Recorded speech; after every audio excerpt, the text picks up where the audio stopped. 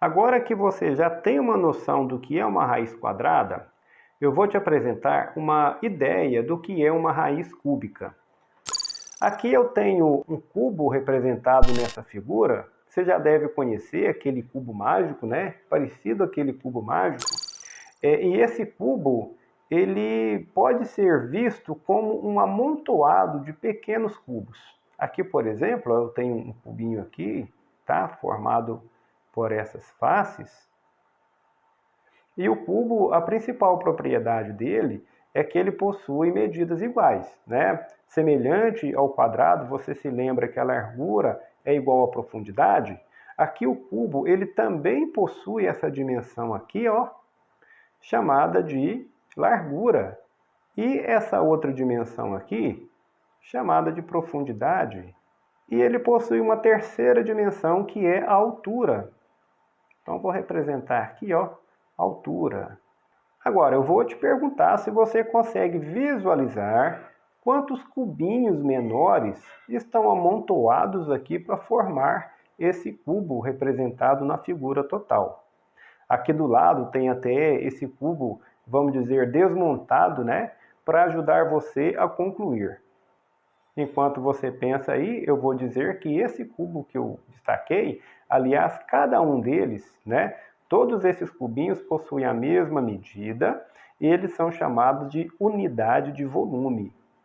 E a pergunta é: quantas unidades de volume existem neste cubo? Agora, olhando para essa figura que representa esse cubo desmontado, a gente pode fazer uma contagem se quiser. Olha só, na primeira camada eu tenho um cubo, 2 cubos, 3 cubos, vezes 3, né? Conforme a gente viu na área de um quadrado, a gente pode multiplicar aqui, ó, uma linha com 3 cubos. E eu tenho 3 linhas, ó, na segunda linha tem 1, 2, 3 também. Na terceira linha tem 1, 2, 3. Então, o total nessa primeira camada aqui é de 9 cubinhos. Que a gente viu, ó, 3 vezes 3, 9, ok? Aqui na segunda camada, já que são camadas iguais, olha só, ele também possui 3 cubos em cada uma das 3 linhas. Então, também é 9 cubinhos. E na terceira camada?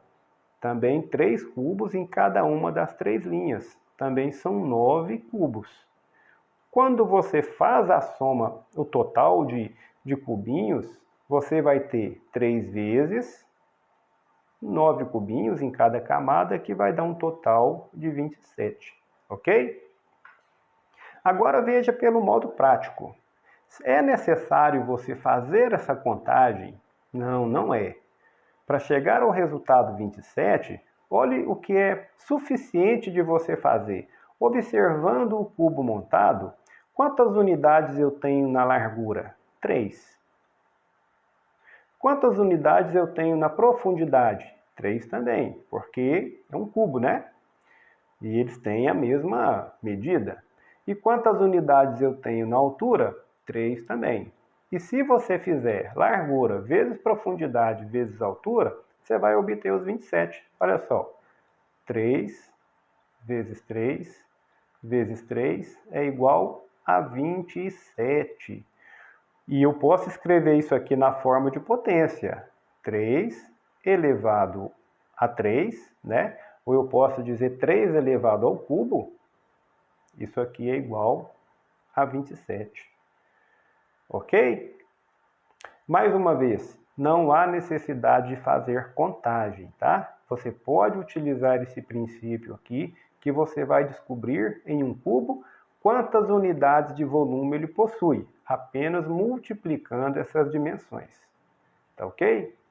Considere esse cubo representado aqui, ele está mostrando a altura, né? Mas é um cubo, tá? Se ele é um cubo, a largura também é 5 centímetros e a profundidade também é 5 centímetros. Se eu perguntar para você qual é a capacidade de volume deste cubo, o que você faria? Multiplicaria as dimensões, correto? Ou, em vez de fazer 5 vezes 5 vezes 5, você pode fazer simplesmente assim, ó.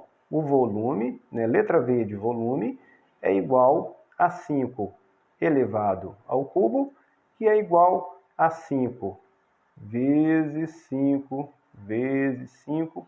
Isso aqui é igual a 125. Como aqui traz uma unidade de centímetros, a resposta vem em centímetros cúbicos. Beleza? Aqui eu tenho uma representação de um cubo, mas não vou revelar as dimensões dele não. Tá? Tanto aqui na profundidade, não sei quanto mede, aqui na largura não sei quanto mede, e aqui na altura também não sei quanto mede. Mas eu sei te contar a capacidade de volume dele, é 343 centímetros cúbicos. Você seria capaz de dizer para mim qual é a medida da profundidade, da largura e da altura desse cubo? Quando a gente fala nessas medidas, a gente está chamando de arestas, tá? Já que é um cubo, todas as arestas têm a mesma medida, tá ok? E você deve estar imaginando, é claro, que existe um número que multiplicado por ele 3 vezes resulta em 343. E esse número é o 7. 7 vezes 7 vezes 7. Eu tenho então que 7 elevado ao cubo é igual a 343. Esta ideia de você descobrir qual é o valor de aresta de um cubo que chega a um volume 343 é uma ideia do que é a raiz cúbica. Então, eu posso indicar a raiz cúbica de modo semelhante à raiz quadrada. No entanto, o índice da raiz é 3. A gente lê raiz cúbica. O radicando, nesse caso, é o 343. O resultado desta raiz cúbica é o 7. E existe também aquela equivalência. A raiz cúbica de 343 é igual a 7, equivale a dizer que 7 elevado ao cubo é igual a 343. Um exemplo, a raiz cúbica de 1000. A raiz cúbica de 1000 é igual a 10. Isto equivale a dizer que 10 elevado ao cubo é igual a 1000. A raiz cúbica de 8 é igual a 2, o que equivale a dizer que 2 elevado ao cubo é igual a 8. A raiz cúbica de 64 é igual a 4, o que equivale a dizer que 4 elevado ao cubo é igual a 64. Agora, dá para calcular raízes cúbicas de alguns números decimais também. Por exemplo, a raiz cúbica de 8 milésimos ou 0,008. Eu considero mais prático você transformar o número decimal em fração. Veja só, a raiz cúbica de 8 milésimos é 8 sobre 1000. E você pode calcular essa raiz cúbica primeiro do numerador, depois do denominador, do mesmo modo que fizemos a raiz quadrada. A raiz cúbica de 8 é igual a 2, porque 2 elevado ao cubo é 8, e a raiz cúbica de 1000 é 10, porque 10 elevado ao cubo é 1000. Aqui dá para fazer uma simplificação, né? Divide tudo por 2, isso aqui é igual a 1/5. Ou você pode responder na forma de número decimal. 1 dividido por 5 é 0,2. Um outro exemplo também com fração, eu tenho a raiz cúbica de 8 sobre 343. Isto aqui é igual a raiz cúbica de 8, que a gente sabe que é 2, sobre a raiz cúbica de 343, a gente viu anteriormente que dá 7, tá? Por que isso aqui? Porque 2 sétimos elevado ao cubo é igual a 8 sobre 343. Podemos generalizar, então, do seguinte modo: a raiz cúbica de um número A é igual ao número b, o que equivale a dizer que b elevado ao cubo é igual ao número a.